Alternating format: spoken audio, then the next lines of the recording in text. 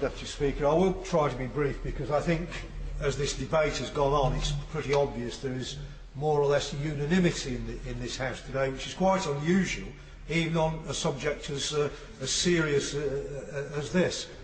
I really very much welcome what the Minister said in opening this debate, because the message from his speech is something that will be welcomed by all the constituents who've been in touch with me. You know, a very, very significant number of Tamils live in North and East London, and like every other member in that part of London, I've had a lot of people in touch with me about the current situation. And I think as far as the immediate crisis is concerned, it seems to me quite obvious, unfortunately, that the governments of Sri Lanka see this as a fight to the end. They see this as a way of eliminating the LTTE, and they don't really seem to care what else happens as they're trying to do that. And that's why there is this indiscriminate shelling and bombing of areas where they know there are huge numbers of civilians, and where, even though a safe area was declared, there was no way for people to actually get to it. So, utterly pointless declaration of a safe area. And I think the fact is that they're not really interested in a ceasefire, unfortunately, at the moment, because they see this as this opportunity. And that's where pressure from outside is so important.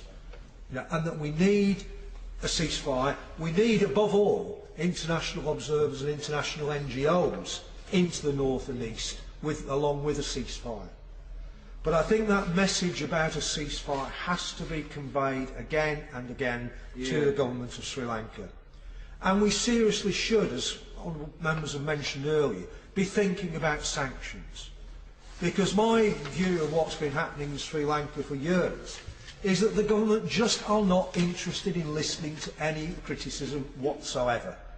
And I've had the experience that other members have reported. I remember some years ago speaking at a rally in Trafalgar Square, and the day after there was someone outside Downing Street holding up a placard saying I was a terrorist and asking the Prime Minister to do something about me.